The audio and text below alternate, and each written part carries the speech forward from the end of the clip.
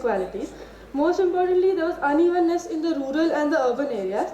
Also, in agriculture, it was stagnated as public resources were diverted from the agriculture to infrastructure projects which were in interest of the big businesses. One of an excellent examples of neoliberalization was Mumbai. After the new economic policy, there was high increase in health, IT, and such economic sectors, and the gap between the rich and the poor went on increasing. There was a shift of capital from production to built-up areas, built-up economy. Then another aspect was the urban job market. It highly affected the urban job market due to migration from rural to urban areas. Dispossessed farmers, illiterate people, and rural artisans, which have minimum level of conversation skills or market smartness, were denied a foothold in the urban job market. This led to a disproportionate share of poor and the marginalized. Also, the industrial policy. Industrial policy led to rapid industrialization after its commencement, and such rapid industrialization was not properly environmentally checked by the. As an example, in Kerala, there was a Coca-Cola factory which was set up, and the Coca-Cola factory, it was a packaging unit. It required a lot of water, and the water was taken from the groundwater table, and due to the decrease of the groundwater table and also the waste was led into the agricultural lands, it led to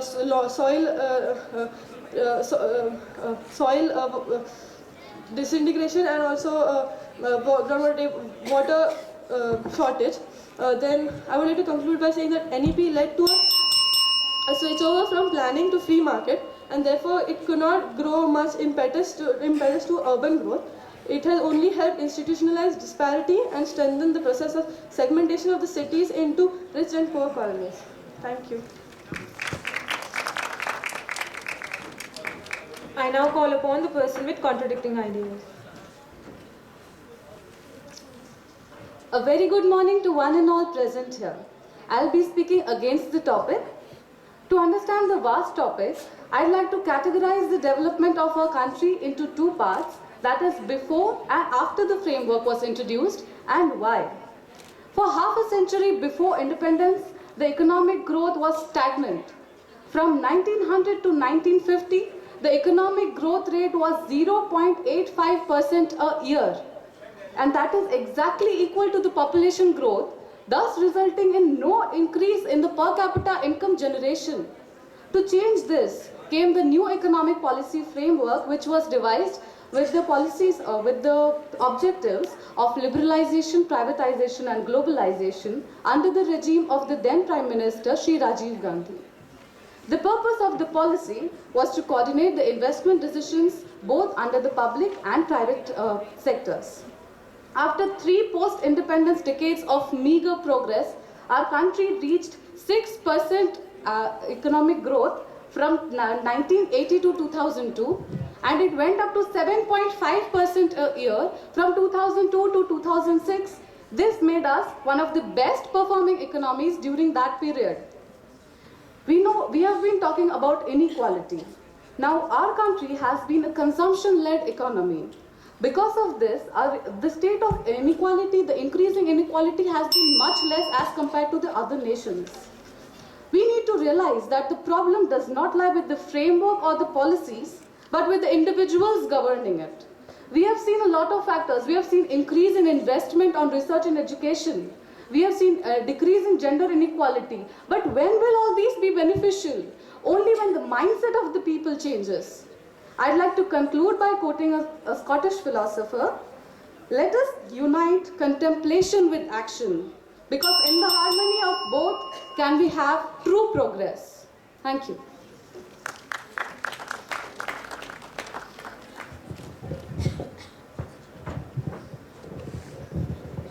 My question to the person for the motion. You quoted the Coca-Cola case. To counter it, I want to say, in the city of Ghazipur, there is one of the only gazetted opium factories by the government. And it pollutes the river of Ghazipur so much, the lands around, that it's not just the people, but even monkeys in surrounding trees are found to be intoxicated. You see? So, does necessarily, if Coca-Cola, who is a multinational setting up an industry, pollute more than a government licensed opium factory? No, I mean. So, how does the new economic policy contribute to pollution of environment? It does increase it. I mean, after the new economic policy, factories factories were set up. More factories have been able to set up. Like the industrial policy initially, it stated that in 25 kilometers radius from a town of 1 million population, there couldn't be an industry, so that the city would be environmentally safe. But later on, this was removed because so the number of industries did go up because of the national economic policy, and so did the. Don't you think it's a problem of our, enforcement of rules rather than the policy, economic policy? The policy needs. So what do? You don't allow anybody to set up because we are unable to control our pollution measures. The policy should be able to control it better. Like the policy does state that we need to have sanctions from the Ministry of Environment and things like that. So these enforcement should be done better.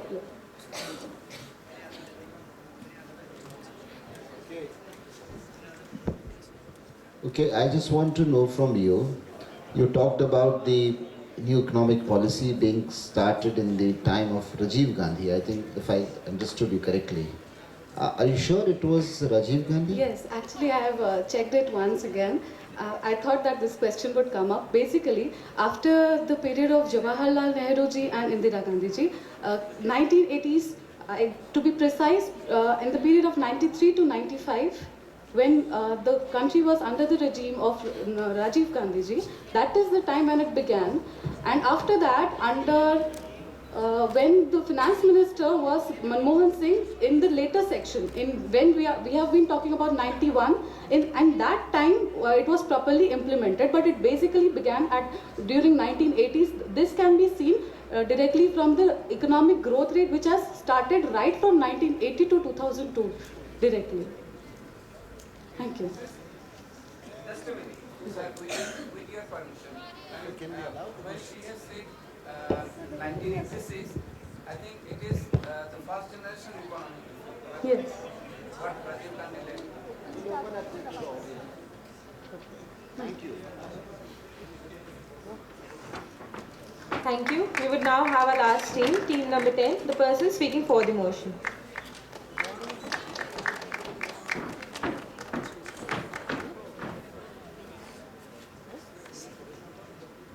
It is well said by Christopher Mole.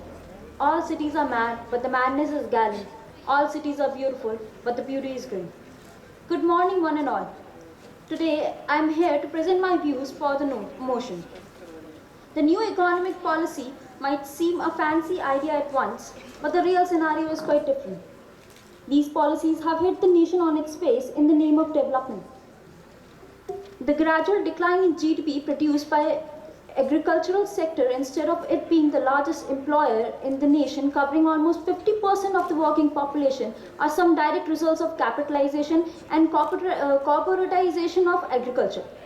Food insecurity, inflation, reduction in the budget and fiscal deficit, devaluation of currency, privatization, promotion of export, inelastic wages, and reduction of public expenditure are some of the adverse effects of so proposed economic policies. It promotes capital-intensive industrialization, and thus services booms has also been skill-intensive.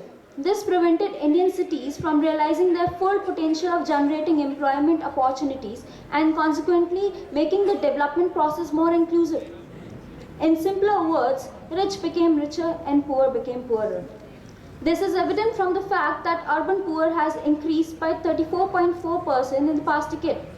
Hence, in the real picture, India stands as a nation with only 70.6% urban population having access to individual water connections, absence of sewage system for almost half of the urban population, only 27% of public transport out of urban transport, and almost 18.78 million families lacking on shelter. Thus, I would like to conclude by saying that A progressive economy is one wherein all the sectors grow and contribute equally. The economic framework fails to fulfill the purpose. Thank you all.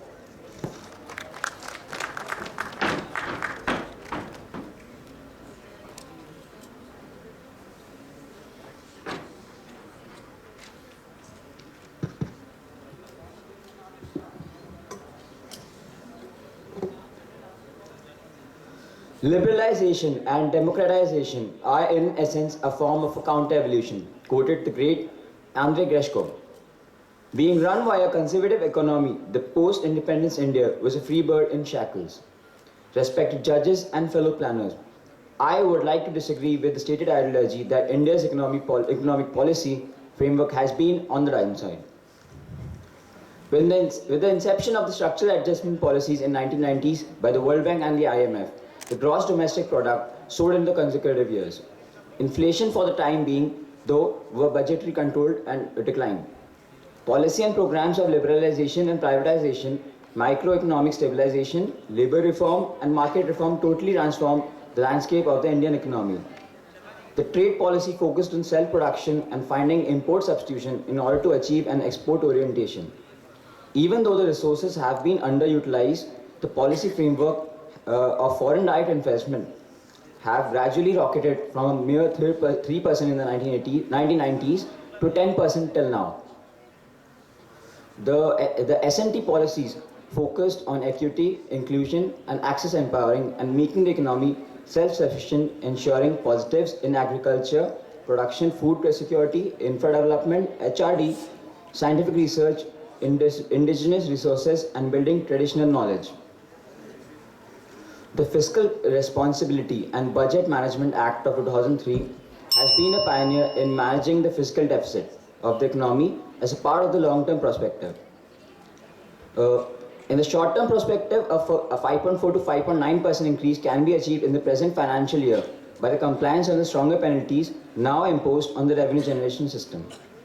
I rest my case by stating that the above examples clearly explain that these policies follow a perspective of social equity, economy, and environment viability towards the services and have a dynamic rather than a static vision. Thank you.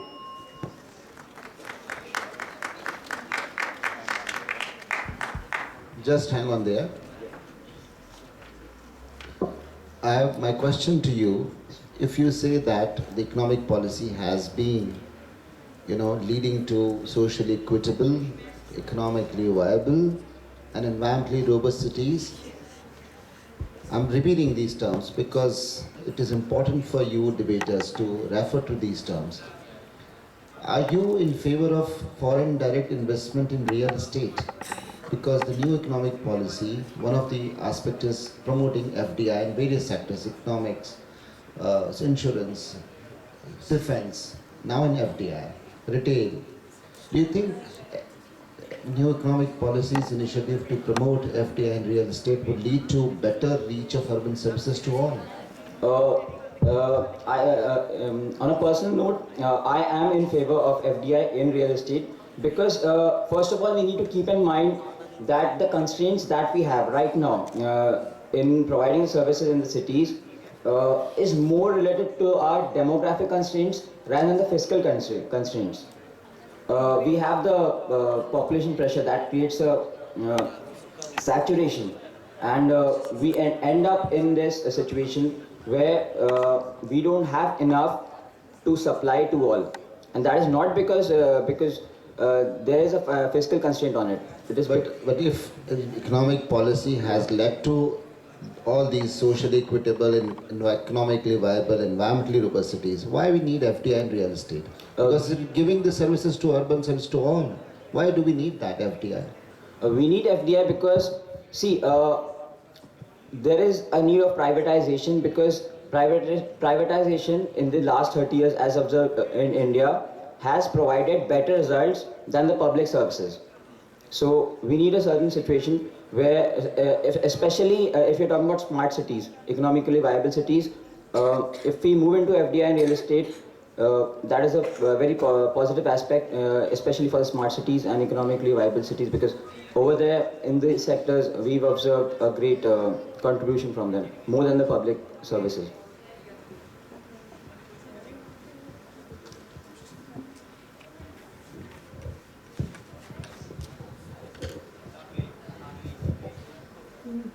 My question is a general question again.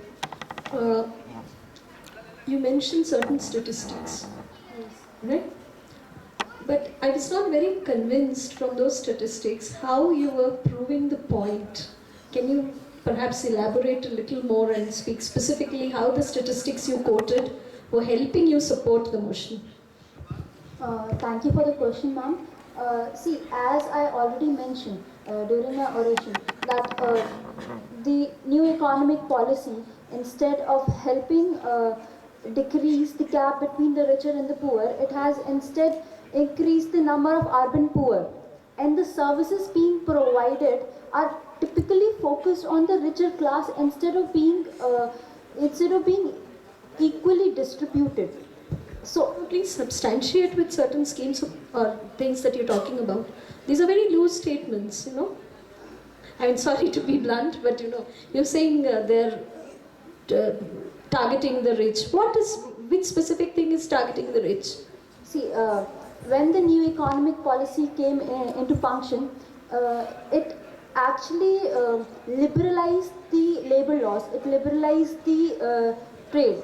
So the section that the lower class, the section that was the marginal section that was the working class, the primary sector most probably. So it actually the wages that were given to them, the kind of facilities that were being provided to them, they were more trade oriented. Like the traders, the people who provided the wages, they could actually mold things according to them. So that is why the kind of Okay, in this, do you have any statistics to show that a PSU gives more wages than a MNC in a factory? Does Coca-Cola essentially pay less to a laborer than what Steel Authority or Bhilai Steel Plant pays? You don't, right? So I'm saying when you all are making these statements continuously, I mean, we've been hearing this in all, not just to you, since you're the last speaker, I mentioned it. I hope somebody else would say, poor are getting poorer, rich are getting richer. Please substantiate with some facts and figures. So, basically, as I already mentioned, in the agricultural sector, it was more corporate. It was more corporate oriented. We rather shifted from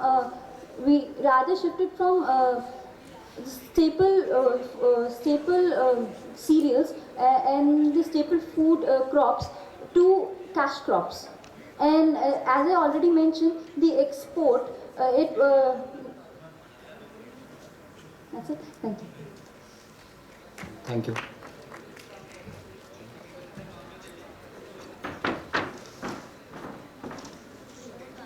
The questioning is now open to all. Remember, no cross-questioning is allowed from either sides in this round. Just one question from the audience, one answer from the participants. General codes of conduct should be maintained. 3 questions for the motion can be asked to any one of the participants and 3 questions against the motion. Anyone in the audience can beg a question to any participant without naming the college or the participant. Kindly mention the position you are questioning, that is whether you are asking for the motion or against the motion before stating your question. And it is only open to audiences, not for participants to ask among themselves. Anyone in the audience who wants to ask a question can raise a hand, and the participants who want to answer can also raise a hand. So,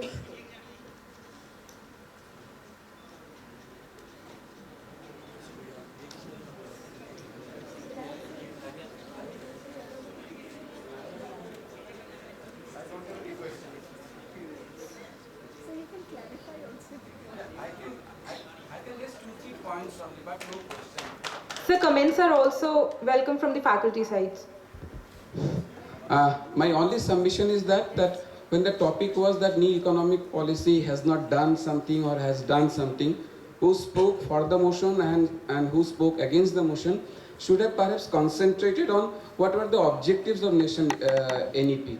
Now, NEP was not supposed to take care of environment because environment was taken care of in 1984 by the Environment Protection Act. So if something has not happened in the environment, let us not condemn NEP. Let us condemn the non-enforcement of the Environmental Protection Act. And as far as social equitability is concerned, you see, in 1991 we were thirsty. We only looked for water. It could have been Kinley or Bisley or anything, not contaminated water. I believe, as a student of economics, that the water that was served by Manmohan Singh, the ground was prepared by Rajiv Gandhi in his first generation of economic reform. That's why the new economic policy is an offshoot of second generation of economic reform. So, my submission to you will be that in the next NOSPlan, when you debate on something, just concentrate on the core objective. You should have been talked about these are the objectives. The objectives are primarily three.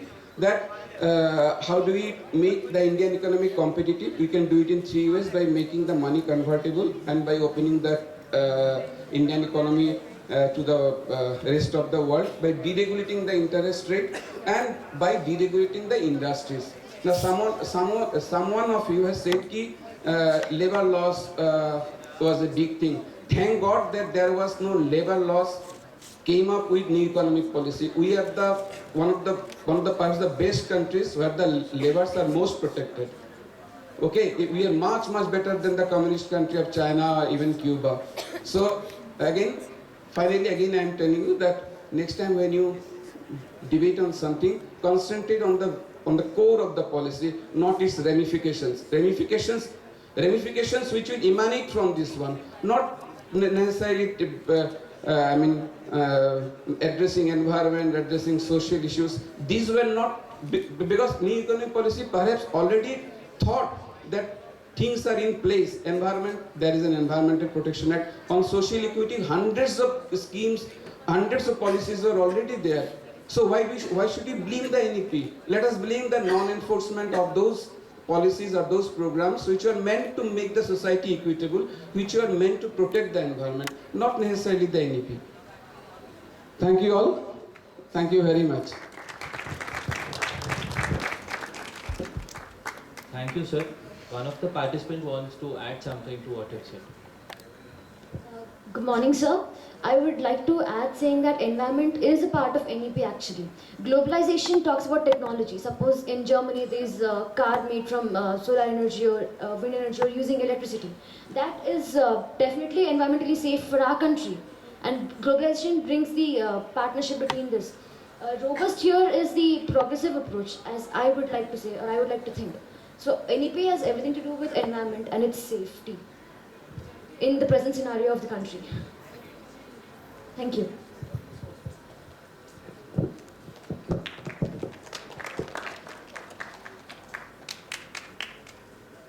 Any more questions?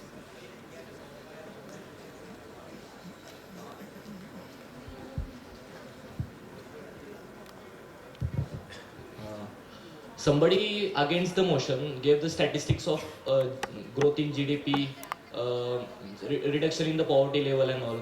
But these indications have come at the national level. What about the grassroots level? And you said that the poverty has reduced, but actually the the rate of the level of poverty has been reduced. So we see that number of people below poverty level have reduced.